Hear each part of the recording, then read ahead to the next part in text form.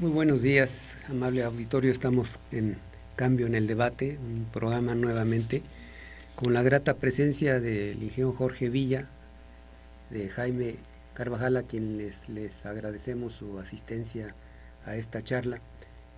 Jorge Villa es ingeniero civil, egresados igual que Jaime, somos egresados del Instituto Politécnico Nacional. Jorge Villa ha sido investigador de obras hidráulicas en la extinta Secretaría de Recursos Hidráulicos, jefe de departamento de hidráulica en la Universidad Michoacana de San Nicolás de Hidalgo y director fundador del CEBETI 149. Así como Jaime es actualmente el presidente de la Sociedad Michoacana de Egresados Lázaro Cárdenas, recientemente Jorge dejó esa posición en una elección que fue democrática. Aquí sí son democráticas las elecciones, aquí se reconocen en el momento mismo del resultado de la contabilidad de las elecciones y en consecuencia pues no hay problemas. Hemos estado comentando extramuros de este estudio que los problemas que tenemos en el país son muy grandes, muy variados, y las resoluciones o las respuestas para resolver esta problemática nacional pues es muy pobre, de tal manera que cada día se complica más la vida nacional. En el caso muy particular de Michoacán, nosotros hemos tenido constantes problemas con las escuelas normales, con los profesores, las tomas de las ciudades, que llegan a molestar, llegan a cansar a mucha gente. Ha habido accidentes en donde se han visto involucrados jóvenes estudiantes en actos delictivos, y ya en ocasiones es un clamor general el hecho de que como no hay respuesta de las autoridades para castigar actos vandálicos, pues entonces la gente dice, no, bueno, pues es que cierran las normales, es que metan a la cárcel a los estudiantes, es que tienen que dar castigos efectivamente para que esto se evite, pero desde mi punto muy particular de vista no son las medidas que se tienen que tomar. Y precisamente por eso pedimos al ingeniero Jorge Villa y al ingeniero Jaime que comentáramos esa situación, porque la problemática educacional en el país es grande. Hemos observado que los recursos económicos, por ejemplo, que se distribuyen a las universidades privadas, a las concesiones que les dan a las universidades privadas aquí mismo en el estado de Michoacán, cualquiera de los gobiernos que han pasado, algunos de los gobiernos que han pasado, les han obsequiado de cientos de hectáreas a escuelas particulares, y todavía hay subvenciones en forma frecuente a esas mismas instituciones, que son definitivamente son escuelas de alta calidad, que cobran unas colegiaturas bastante elevadas, que son solamente posible pagarlas para aquellos que tienen unas posiciones económicas pues sobresalientes, y no así el resto del país. Así que la situación en forma genérica de la educación en el país, en forma particular en el estado, no es nada fácil, muy complicada, con muchos argumentos en pro y en contra, y yo quisiera pedirle la opinión a Jaime en principio, que nos diera un panorama particular de lo que él considera cómo está la educación en el país y cómo está en el estado. Sí, como no, muchas gracias, Samuel, por la invitación. Le agradecemos también a Cambio de Michoacán que nos invite, porque es importante debatir sobre problemas que atañen a toda la sociedad, y la educación, pues como es una ciencia social, debemos de trabajar a favor de ella.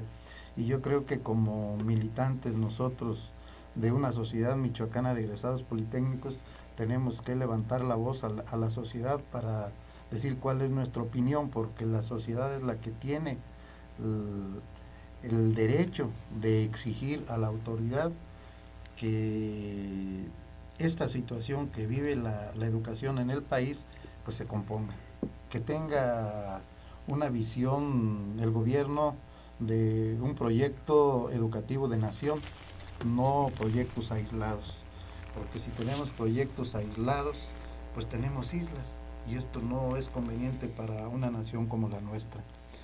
Voy a hablar en términos generales de lo que es la cobertura de educación superior y finalmente daré un comentario acerca de la cobertura en Michoacán y luego veremos las alternativas que proponemos como sociedad para resolver este problema. Bueno, el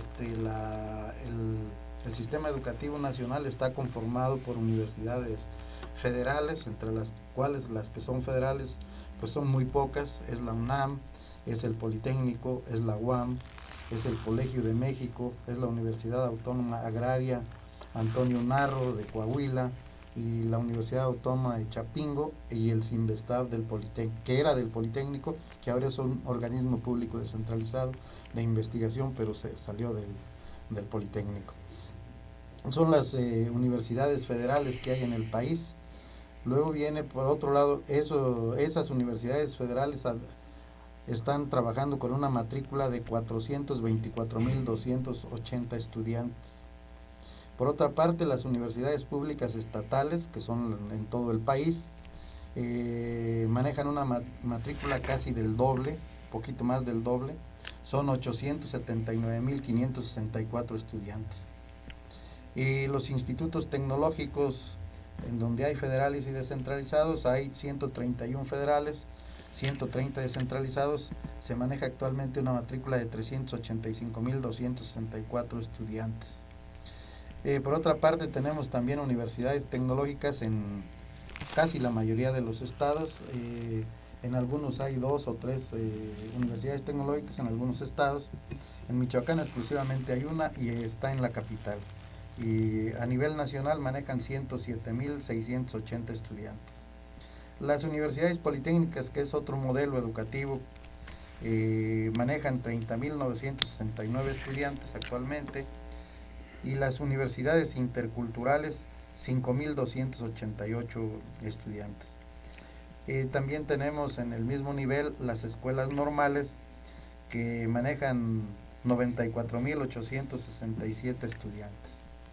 De este gran volumen de estudiantes que hay en el país, el sector público tiene 2.060.771 estudiantes, y el sector privado, de lo que no hablé actualmente, donde está el Tecnológico de Monterrey, donde está la Universidad La Salle, la Universidad Anáhuac, la UNID, la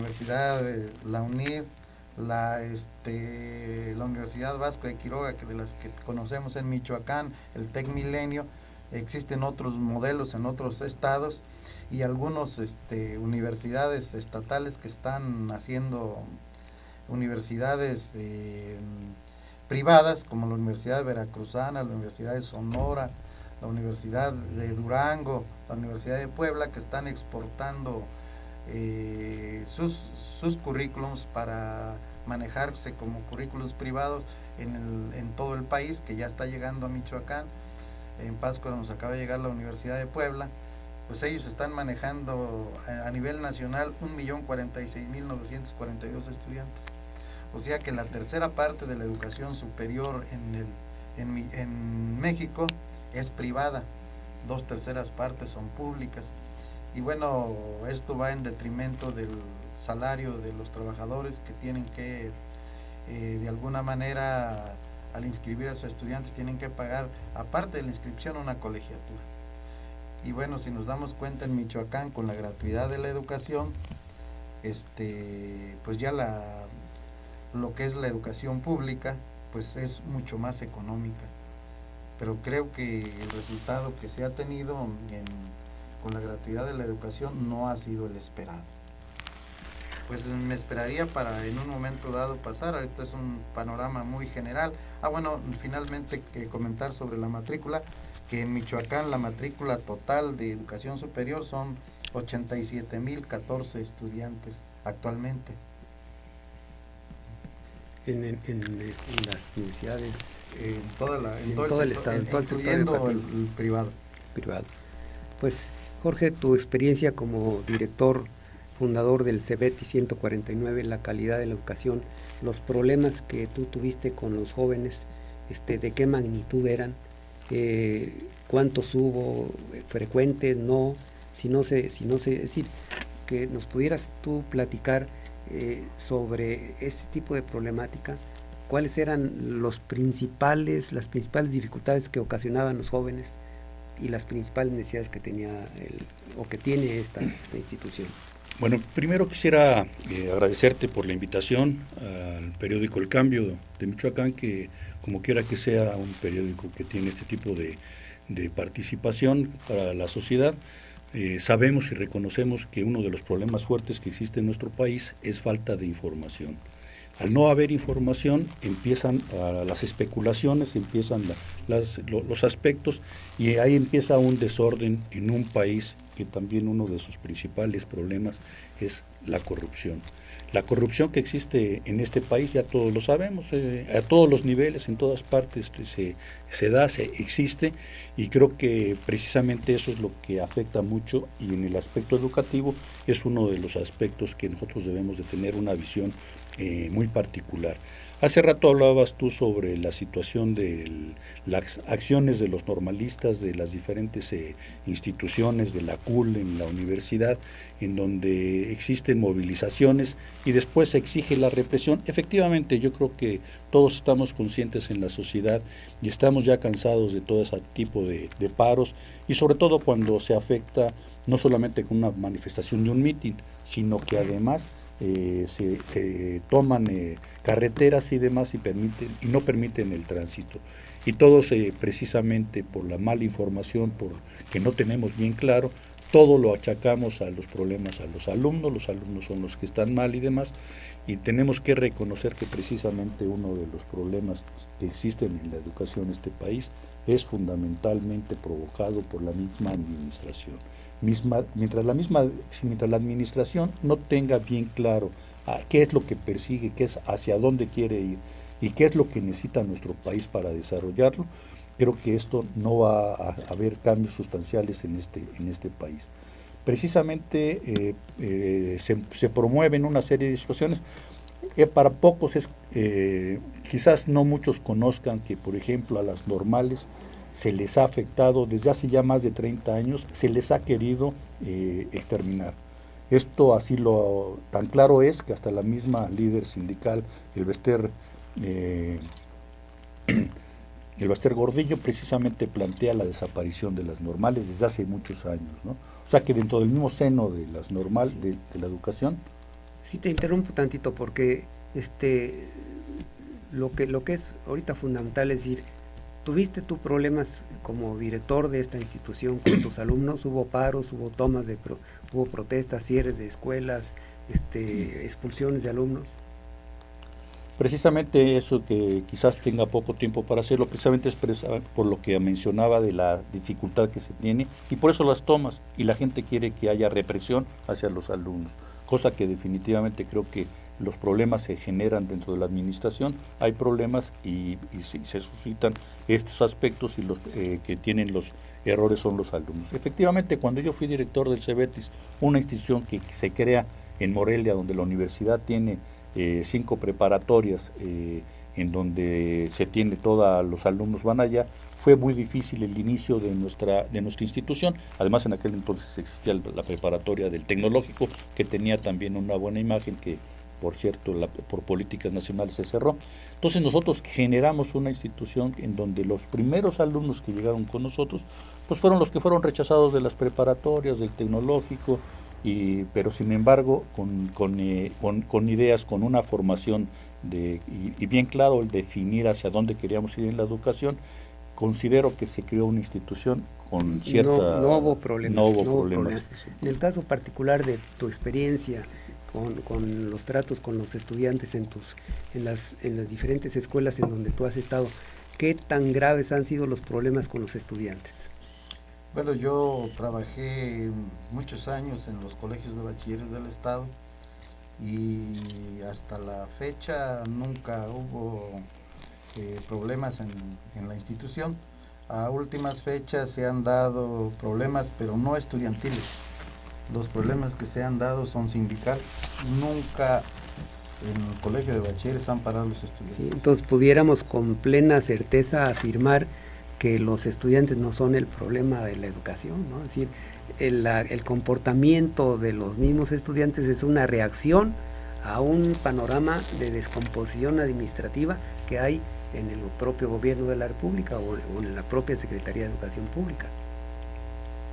Podríamos considerar que el estudiante no es el motor de la problemática.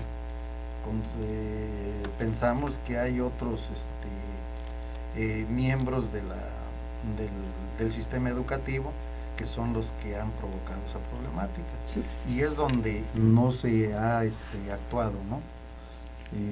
Lo consideraba yo, en el caso de esto, no he visto colegios de bachilleres que alumnos paran, que fue donde yo tengo la mayor experiencia, o tecnológicos que ahorita estoy trabajando, cuando los tecnológicos, los estudiantes paran. Hasta ahorita no hay ninguna ocasión que eso se haya dado. Yo quisiera comentarte, Samuel, lo que está habiendo. Hay en la sociedad, en la prensa, muchas veces se habla de la falta de los valores en los jóvenes, en donde los jóvenes están desvirtuados y demás. Y se habla mucho y se critica mucho. Yo creo que nosotros los que tenemos la experiencia en las instituciones educativas media, superior y superior, ahí vemos la nobleza del joven, vemos la actitud de los jóvenes que van y se desarrollan. Que en determinado momento los que fallamos somos las autoridades y los profesores, porque ellos van y dan más de lo que pudieran dar y demás. Es un mito el decir que no existen valores y que no existe cuando nosotros en las instituciones educativas lo vemos. Claro que hay un porcentaje muy alto de jóvenes que deberían de estar en las escuelas y no están por motivos de otro tipo. Bueno, efectivamente hay una opinión general de que, inclusive un personaje fallecido, presidente de la República de Chile, que fue muerto, ya sea por suicidio o por el asesinato de las fuerzas militares, Salvador Allende decía que no había joven, que ser joven y no ser revolucionario era una contradicción. Y efectivamente nosotros hemos pasado por esas edades, hemos sido traviesos, maldosos, hemos sido si me permiten la expresión, a veces hasta desmadrosos, pero sin que llegaran las cosas a ser tan críticas como ha pasado aquí. Hemos tenido en la historia del país muchos movimientos universitarios en el Instituto Politécnico Nacional, y sin embargo, a pesar de esos movimientos huelguísticos, que había la razón sustancial, era la exigencia de que hubieran más recursos económicos para poder tener mejores talleres, para tener más posibilidades de desarrollo, pues a pesar de toda esa situación, indiscutiblemente que el prestigio de los egresados del Instituto Politécnico Nacional era importante.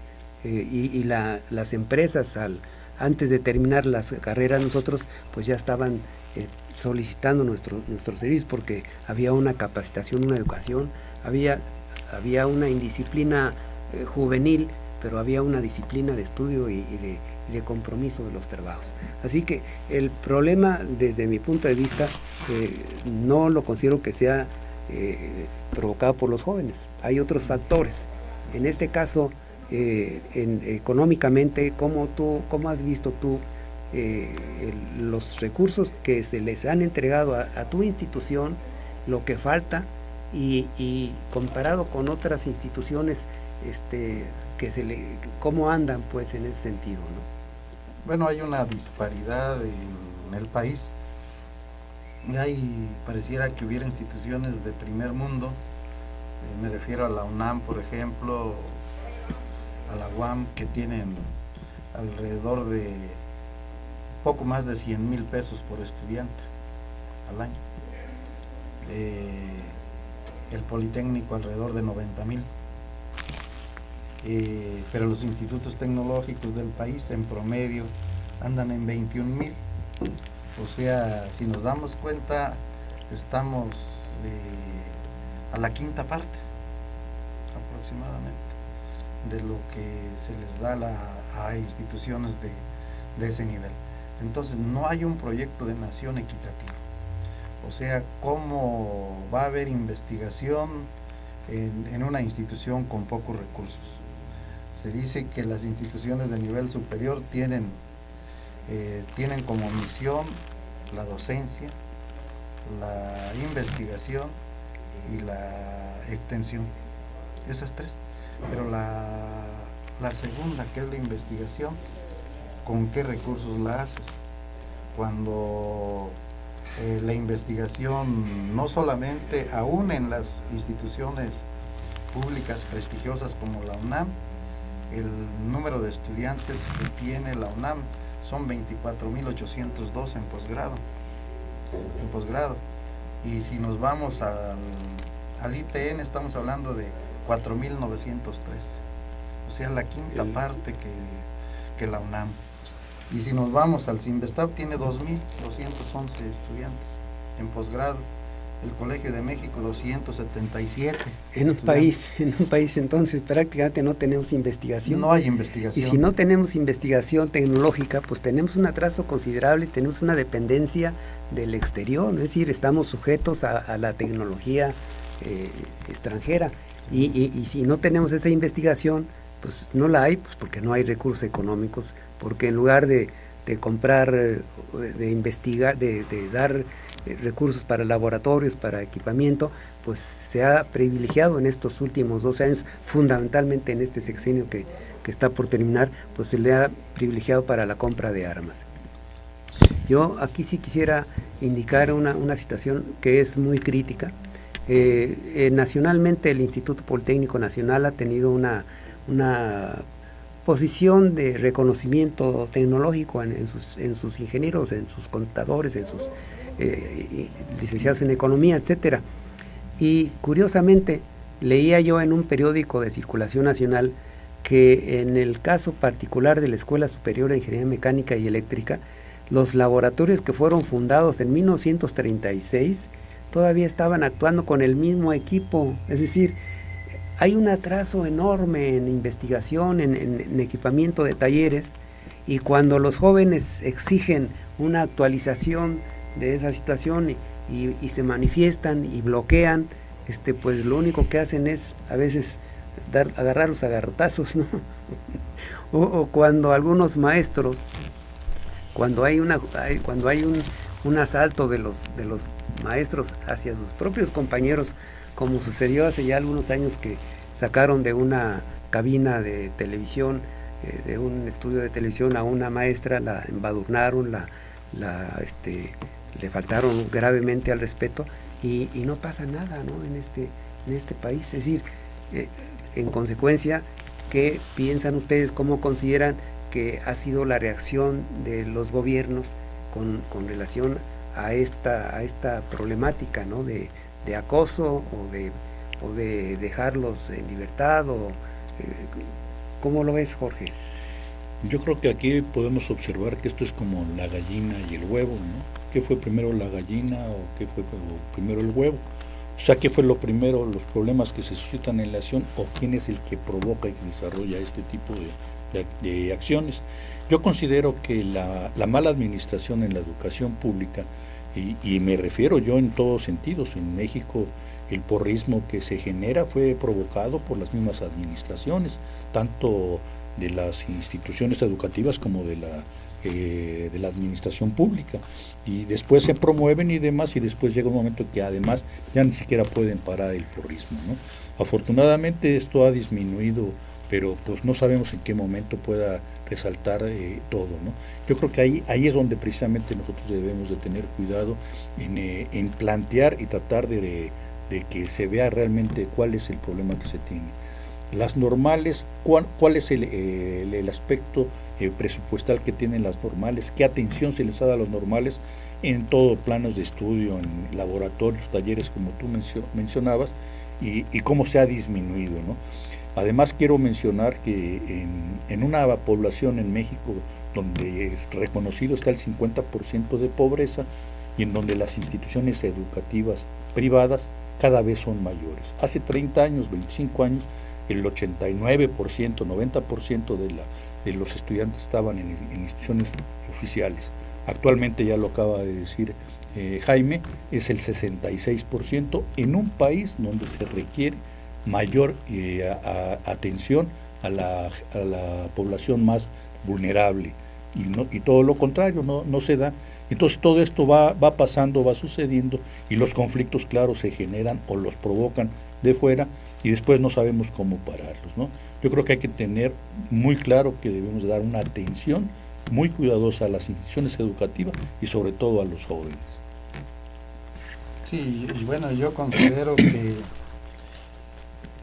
hace falta mucho hacer un análisis más profundo sobre lo que está ocurriendo con las normales, como lo decía bien Jorge. Yo creo que hay una problemática netamente interna, pero también hay una problemática externa y que no se ha podido llegar a un equilibrio, porque hay que recordar que cualquier movimiento que se genera, sea social o sea físico, tiene que llegar a un equilibrio, pero ese equilibrio no sabemos de qué lado está, pero tiene que tender al equilibrio. ¿Y cómo va a tender al equilibrio? Con una mejor administración. Pero esa administración tiene que estar de acuerdo a resolver la problemática de lo interno. O sea, los normalistas, los estudiantes tienen una razón de plantear problemáticas que ellos quieren resolver. Pero si las problemáticas que ellos plantean son positivas para la sociedad, pues hay que resolverlas, porque también se darán problemáticas que no se les pueden resolver. Hace muchos años en el Instituto Politécnico Nacional hubo un internado.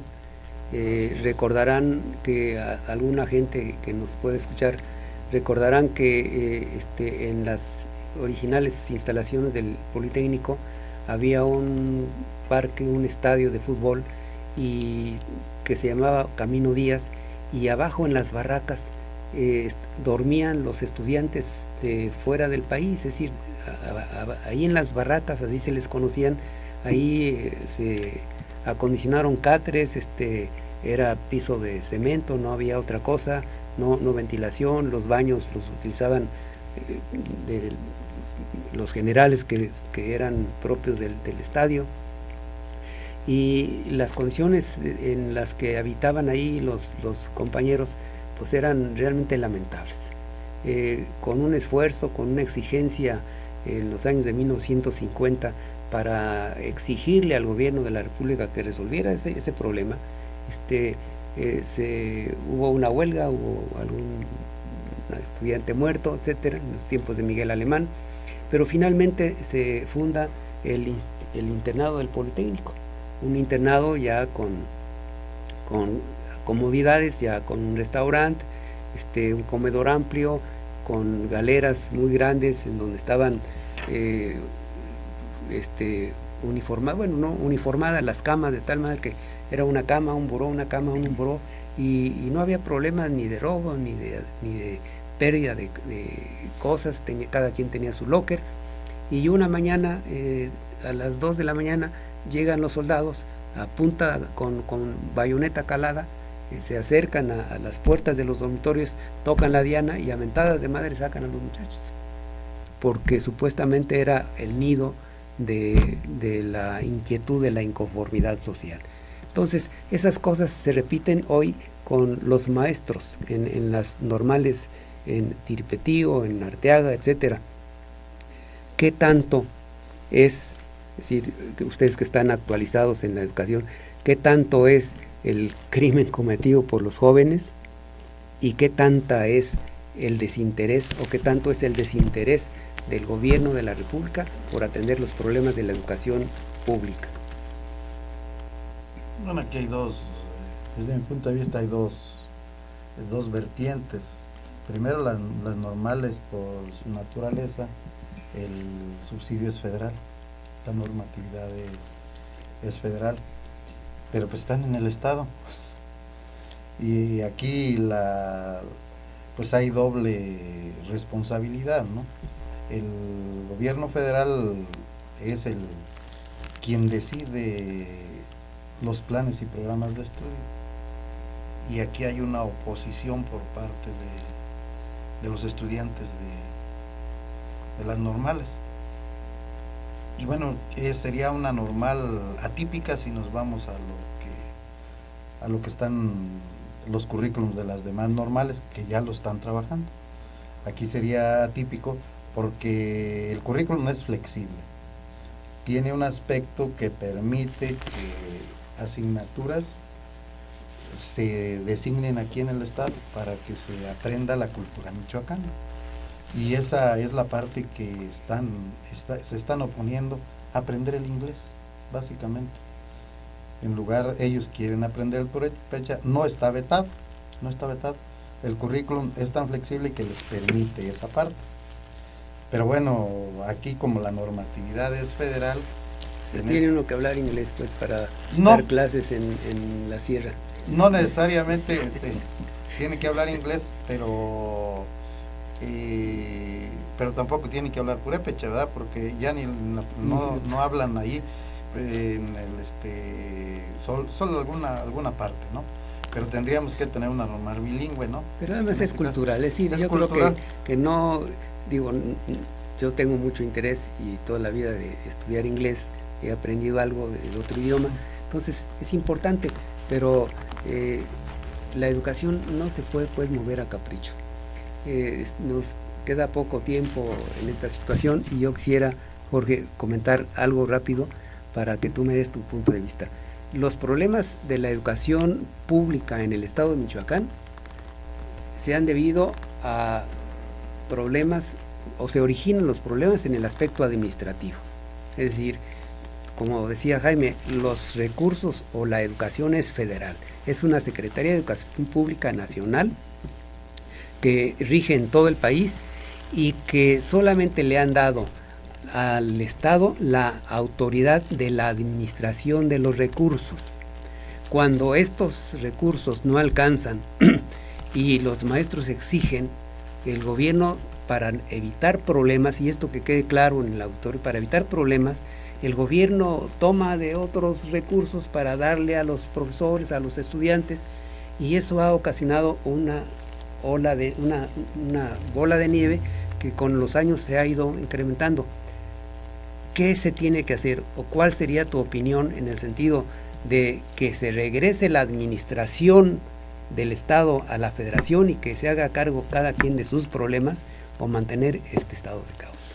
Bueno, nada más comentar que por un lado no podemos permitir ya el vandalismo de los jóvenes, pero por ningún motivo tenemos que reprimir a los jóvenes tampoco. Es una contradicción. Y esta contradicción se da precisamente en las acciones y lo que se desarrolla en la administración. La educación es mucho sui generis. Aquí hemos comentado algunos aspectos.